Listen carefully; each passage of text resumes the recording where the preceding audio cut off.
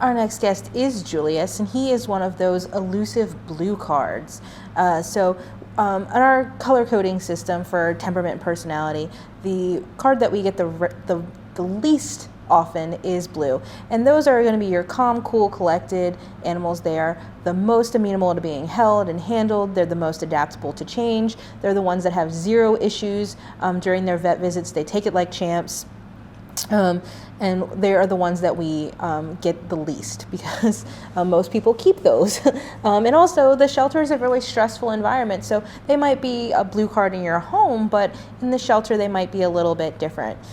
So Julius is a 1-year-old domestic shorthair, orange tabby and white, and he is one of those blue cards. He's in our very first cage. It's the greeter cage. It's the one where he's going to get seen by the most people because he can handle all of that attention.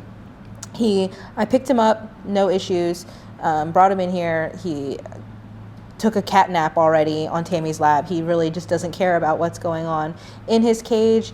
He's not really like begging for attention. He's just kind of a comfortable guy that's like, hey, I'm here. But when you start to pet him, he like rolls over and shows you his belly. And so he has tons of those great qualities. Unfortunately, Julius was brought here because he was not using his litter box in the house. He was inappropriately urinating in the house. And it could have been so many factors. You really want to make sure that if you're having an issue like that with your cat, that you're trying lots of different things. You're consulting with your vet. So the previous owners kept the litter box in the garage. So one issue could be he just doesn't like it in the garage. It's too far for him to go. It's uncomfortable. He doesn't like it there. You want to try and move it somewhere else. Julius was brought to us. They didn't say whether or not they took Julius to the vet, but when he was seen by our vet, we were able to diagnose him with a urinary tract infection, which could have been the reason he was inappropriately using the litter box in the house.